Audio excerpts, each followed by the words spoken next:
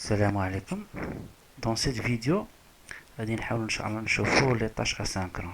D'accord? Les tâches asynchrones, c'est un moyen qui nous permet de réaliser des traitements qui durent longtemps sans bloquer l'application. D'accord? Généralement, on utilise ça pour les communications réseau. Par exemple, donc mon application doit aller chercher des informations dans un serveur distant et cette communication peut prendre quelques secondes par exemple. D'accord? Donc il faut un moyen pour ne pas bloquer l'application durant cette communication. Donc, c'est le rôle des tâches asynchrones. Oui, on va voir cet exemple, mais c'est pas obligatoire que ce soit une communication réseau. Tout traitement qui a besoin du temps, généralement, on doit la synchroniser, d'accord? D'accord? Pour permettre à l'application de continuer à travailler sans problème, d'accord? Donc, une tâche asynchrone, c'est simple en Android, d'accord? Donc, je suis dans ma classe, dans mon activité, d'accord? Je suis dans mon activité. Donc, je vais créer ce qu'on appelle une classe interne. C'est quoi une classe interne?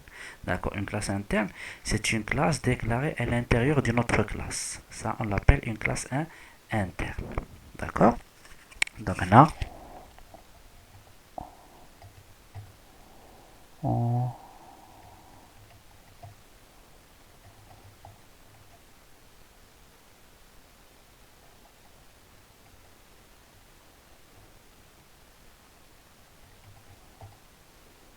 D'accord, j'ai créé une classe nommée Weather Async Task.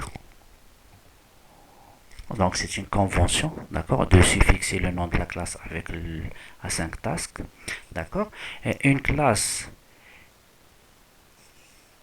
est une tâche asynchrone lorsqu'il étend une classe qu'on appelle Async Task.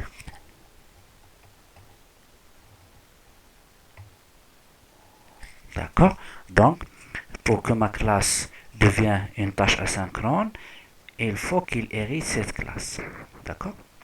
Cette classe, c'est une classe générique à laquelle on doit fournir trois types. D'accord. Pour le moment, je vais faire juste un exemple.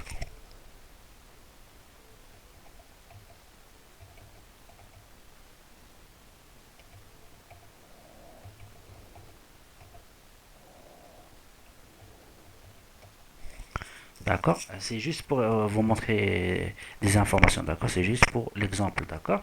Donc, j'ai par exemple imaginé que le premier type c'est double, le deuxième type c'est intègre et le troisième type c'est booléen. D'accord.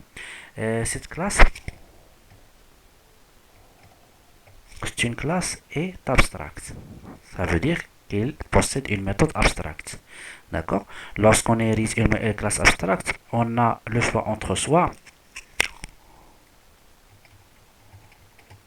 rendre notre classe aussi abstracte et nous ne pouvons toujours pas instancier des objets à partir de cette classe, ou bien implémenter les méthodes abstractes de cette classe pour que notre classe soit instanciable. Donc je vais implémenter.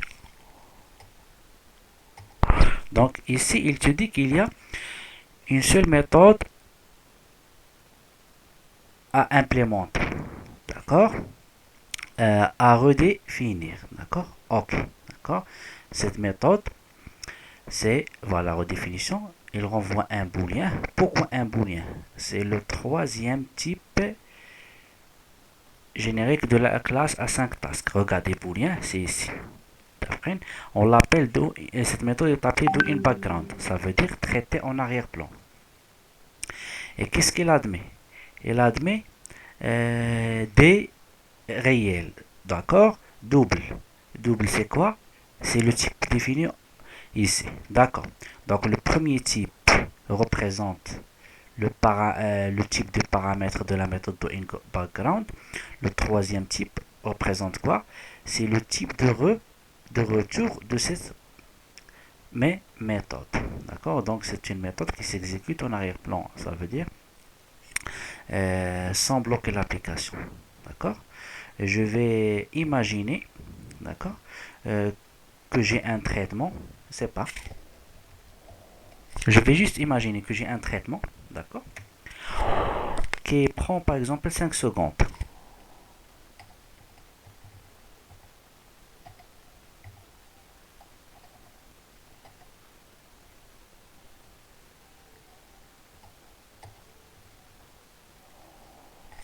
J'imagine que j'ai un traitement qui prend 5 secondes, 5000 millisecondes. D'accord? Donc, voilà ma tâche asynchrone. D'accord? C'est une classe qui permet de faire des traitements qui, qui ont besoin du temps. Regardez, 5 secondes. D'accord? C'est beaucoup de temps. D'accord? Donc, maintenant, comment, comment peut-on exécuter cette tâche? D'accord?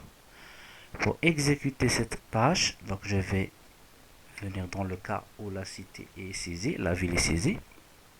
D'accord? Donc pour utiliser un objet de ce type, de cette classe,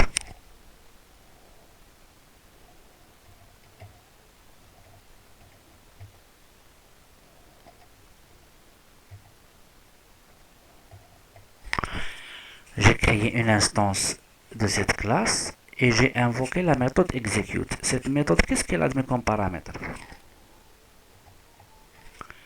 Double params. Ça veut dire quoi double params? Ça veut dire une liste de réels, d'accord? Soit je passe rien, soit je passe un seul réel, soit je passe plusieurs réels. D'accord? Vous avez le choix. Ça, c'est double. J'ai passé, d'accord, integer, d'accord?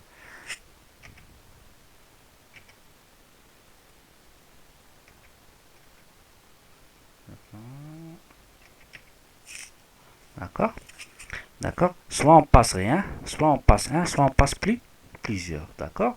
Donc, ces arguments vont être passés par la suite comme argument à la méthode de background. D'accord? Si vous voulez, je fais un exemple.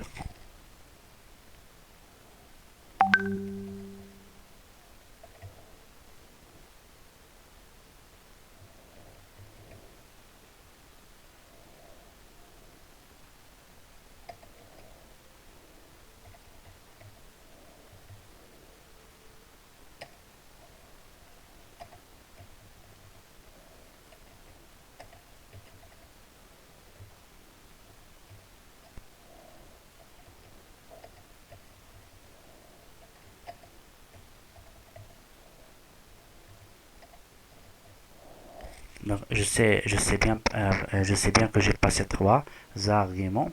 D'accord? Automatiquement, ce tableau est un tableau de taille 3. Donc, je ne vais pas faire des tests. C'est juste pour vous montrer que les arguments passés pendant l'appel de la méthode execute. D'accord?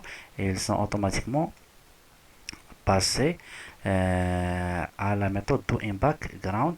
Et cette méthode, c'est elle qui contient le traitement qui prend du temps.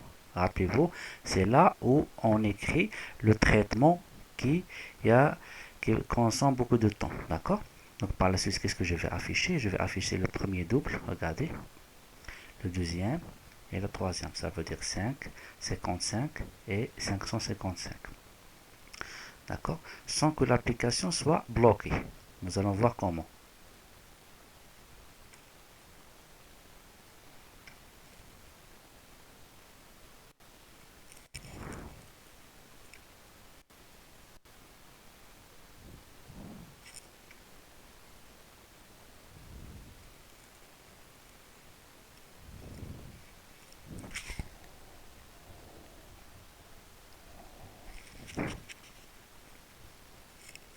Regardez. Mais l'application fonctionne toujours. Regardez. L'application fonctionne toujours. D'accord? Si nous n'utilisons pas une tâche asynchrone, l'application sera bloquée. D'accord? Je pense que 5 secondes est passé. D'accord? Donc regardez, par exemple, si par exemple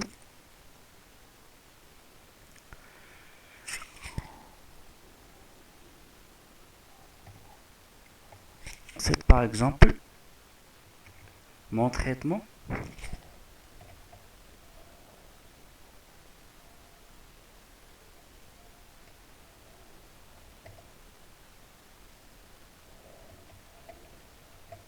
c'est par exemple mon traitement n'est pas implémenté dans une tâche asynchrone. Il est implémenté directement dans le thread principal. Ça veut dire dans l'activité. D'accord? Vous verrez que l'application sera bloquée. Une fois que je vais cliquer sur le bouton, je ne pourrai plus écrire dans l'édit texte. Regardez. Et c'est le rôle de tâche asynchrone. Regardez.